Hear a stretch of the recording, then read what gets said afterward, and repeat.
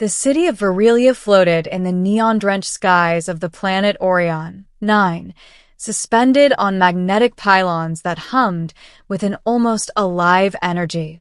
Beneath the bright skyline, clouds glowed faintly with phosphorescent dust, swirling like storms caught in slow motion. Mara Ellens, a xenobiologist stationed at the Verelia Research Academy, had always been drawn to the quiet beauty of these skies. She preferred observation to interaction, data over drama. And so, when she first met Kale Rin, she thought she had encountered something, or rather, someone gentle. Kale was a diplomat from Zytheria, a planet that existed on the other side of the Solar Rift, a tear in space-time that connected distant galaxies. His presence at the Academy was unexpected. The Council of Interstellar Cooperation had sent him as a liaison, a representative of the Zytherian scientific community. At first glance, Kale seemed almost ordinary, tall, with a calm demeanor, dark eyes that shimmered like polished obsidian, and hands that moved with deliberate care. Mara noticed the softness in his tone, the way he listened rather than commanded, the almost ethereal patience he displayed when others grew frustrated with complex negotiations. For weeks, Mara and Kale spent time together studying the recently discovered Luminara flora, a luminescent plant capable of converting ambient cosmic radiation into usable energy. Mara admired Kale's meticulousness. He treated every sample with reverence, noted every fluctuation in light absorption, and spoke in whispers so as not to disturb the fragile glow of the specimens.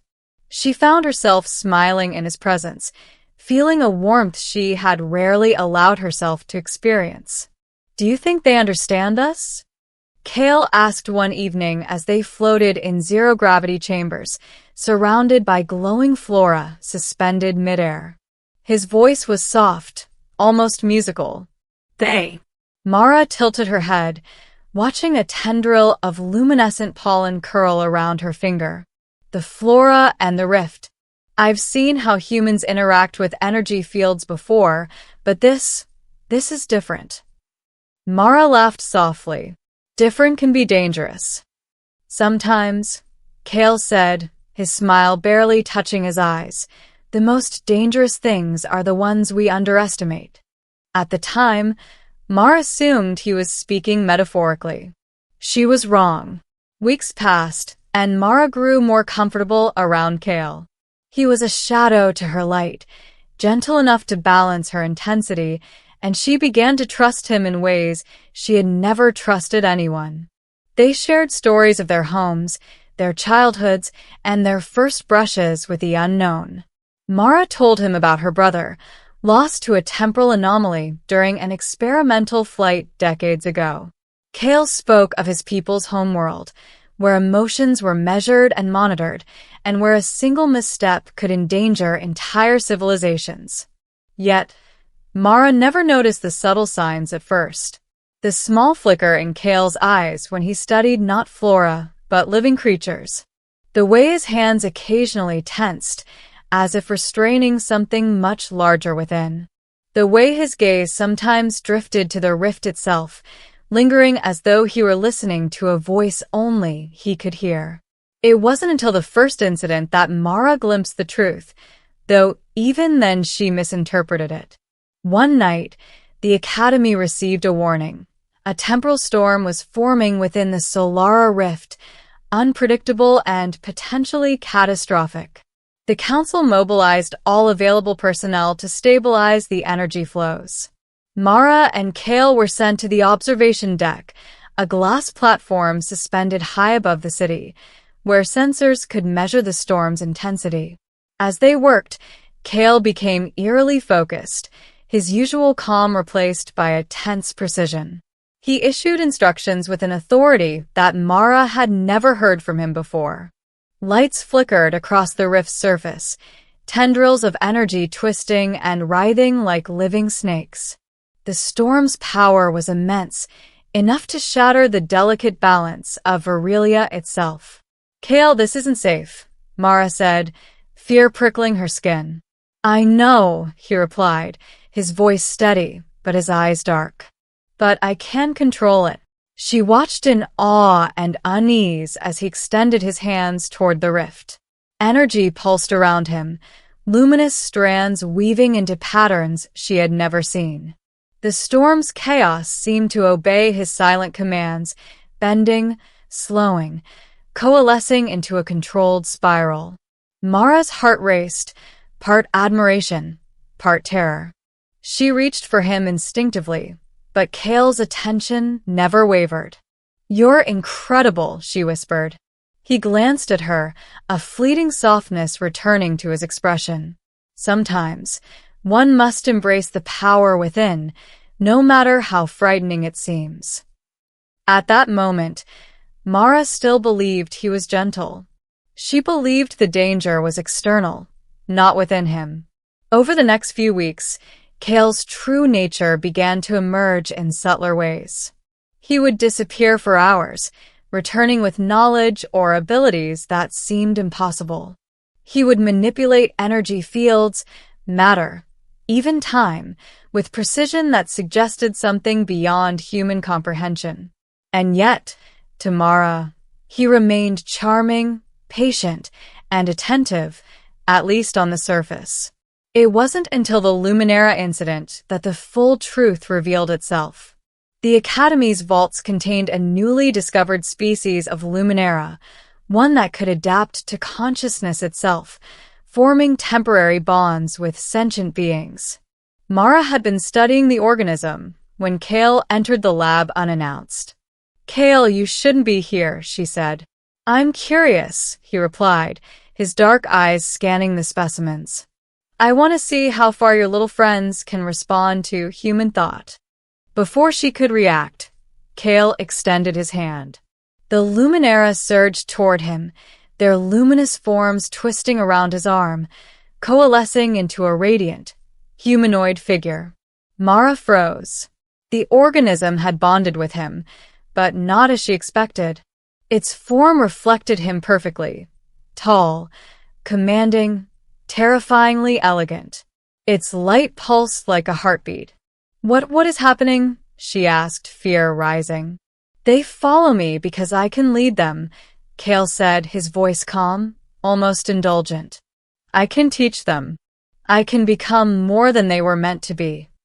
Mara stepped back, realizing for the first time that Kale's gentleness was a façade. The energy that had seemed so controlled, so benevolent, was actually raw and limitless, an intelligence and power that had been contained until now. The organism thrummed with Kale's will, an extension of his mind, and the lab's lights flickered as if aware of the shift. "You shouldn't be doing this," Mara said, her voice trembling. "You don't know what could happen." "I do," Kale said, his smile now sharp, predatory. "And I will. Because only through absolute control can true potential emerge." The Luminara figure surged forward, and Mara instinctively leapt out of the way. Equipment shattered, and alarms blared. The lab's containment field struggled against Kale's influence. She realized, in a moment of sheer clarity, that he had never been gentle. The kindness she had perceived was a mask, a lure to disarm those around him while he pursued something far greater and far more dangerous than anyone had anticipated. The following days were tense. Mara and the council debated how to confront Kale. He had not acted maliciously in the traditional sense. He had not sought to destroy the Academy or the city. Yet his power was growing, his will bending matter, life, and energy around him. The Luminara had become a living army of luminous extensions, all responsive to him. Mara realized the only way to stop him was to appeal to the part of him she had once trusted, the part that had seemed human, that had once been gentle. She sought him in the observation chambers, finding him surrounded by his luminous creations, eyes closed, speaking in a language that resonated directly with the rift. "Kale," she said softly. His eyes opened, and for a fraction of a second, She saw the man she had known, the gentle diplomat. Then the image shifted, revealing a mind vast, alien, and commanding. "Mara," he said, voice deepened, layered with echoes. "You should not have come here. You cannot understand the necessity of what I do." "I trusted you," she said, stepping closer. "I believed in you. But this is too much. You're hurting yourself, hurting everything around you." He regarded her silently, and she realized that words alone would not reach him. The rift pulsed violently behind him, responding to his will. She had to act fast. Mara reached into her containment suit and activated a temporal feedback pulse, a risky device that could disrupt energy bonds. The Luminera creatures shrieked, their forms unraveling in response to the pulse. Kale staggered, momentarily vulnerable. For the first time, he looked afraid, not of her, but of losing control. "Stop, Kale," she shouted, forcing him to see her eyes, the human heart behind the fear and awe. "You don't have to do this alone." For an instant he wavered. The gentle façade cracked, revealing a flicker of doubt. But then, as quickly as it came, it vanished. His true nature surged forward, unyielding, merciless, unstoppable. He unleashed a wave of energy that sent Mara flying against the chamber wall. The rift roared in response, and the academy trembled. Mara struggled to rise, heart pounding. She had glimpsed the reality. Kale was no mere diplomat. He was an apex intelligence, a being whose nature was both awe-inspiring and terrifying. She realized she could not reason with him as she once had.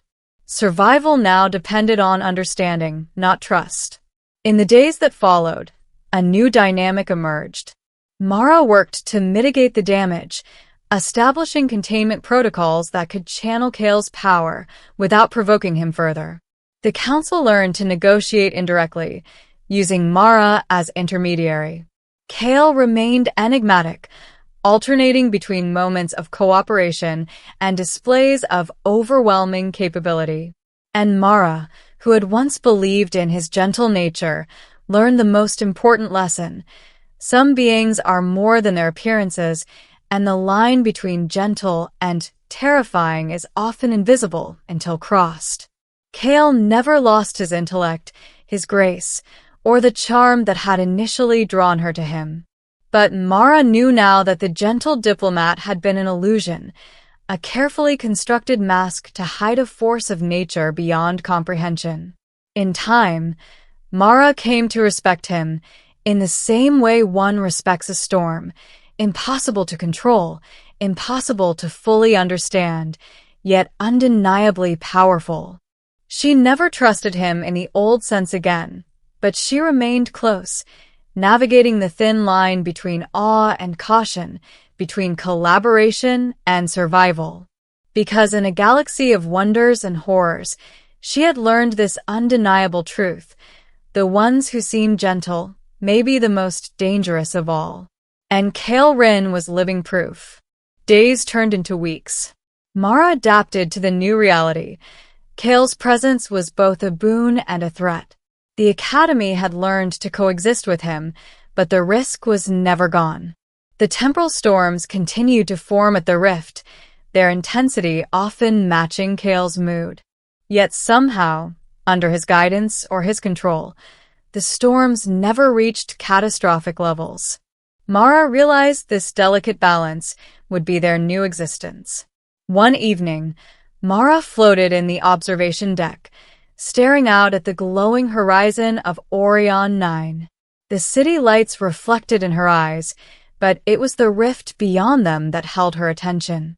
The massive tear in space-time pulsed faintly, a reminder of forces too vast for her comprehension. Kale appeared beside her, silent at first, his luminous extensions curling lightly in the zero-gravity chamber. For a moment, the terrifying force she had seen was gone, replaced by the quiet figure she had once believed to be gentle. "You've changed," she said softly, not as a reproach, but as an acknowledgement. Kale's dark eyes met hers, and she saw something that startled her, a flicker of humanity, buried deep beneath the power. "And you've learned," he said, voice low, almost tender. "You see me now not as I pretend, but as I am." Mara swallowed. "I see the danger. I see what you are, and I accept it. Not because I trust it blindly, but because I understand it. We cannot fight you, Kale, but maybe we can survive together." He tilted his head, considering her words. Then, with a slow, deliberate movement, he extended a hand, not commanding, not demanding, simply offering. Mara took it, feeling the hum of his power ripple through her gloved fingers. It was exhilarating and terrifying at the same time. "I will not harm you," Kale said. "Not now, not unless provoked. And in return you will guide them. The council, the people. Your insight tempers my actions." Mara nodded, sensing that this fragile accord was the only way forward. She realized something profound. Kale's true nature, while dangerous, could also be a force for progress. The Luminara creatures, once a threat, now pulsed gently around the chamber, responding to the rift and Kale in harmony. For the first time, she allowed herself a cautious optimism. The gentle façade had been an illusion, yes, but the real Kale was even more powerful, more complex, and, in a strange way, more awe-inspiring than she could have imagined. Months later, the Academy had transformed. The scientists learned to channel Kale's abilities into controlled experiments. Temporal anomalies were studied rather than feared. The Luminara species, once volatile, now acted as living energy conduits, stabilizing sections of the rift that had once been highly unstable. Mara often marveled at the results, recognizing that while Kale's nature was terrifying, it had brought unparalleled advancement. And yet, Mara never let her guard down. She understood that beneath the calm, the storm always waited. Kale's eyes still held that flicker, the reminder that he was not fully bound by morality, by human expectation, or by the fragile laws of the galaxy. She had learned to coexist with the storm itself, navigating the dangerous beauty of a being that was beyond gentle, beyond good or evil. One night, as the city of Virelia pulsed beneath them, Mara watched Kale extend his influence over the rift, guiding its luminous threads like a conductor leading a symphony. He paused, looked at her, and spoke simply. "Some forces cannot be tamed, but they can be understood." Mara's lips curved into a small, knowing smile. "Then let's understand each other, before the universe forces us to learn the hard way." And with that, they turned together to face the glowing expanse of the rift, a world of infinite possibilities, infinite dangers, and a bond forged not in trust, but in the acceptance of raw, uncontrollable power. The gentle man she thought she knew was gone. In his place was Kale Rin, brilliant, formidable, terrifying, and endlessly fascinating. Mara understood the truth now. Sometimes, the most dangerous beings are not those who strike with malice, but those whose power cannot be measured. And she was ready to face it, side by side with the force of nature that had once deceived her with its quiet charm. The galaxy had changed, and so had she.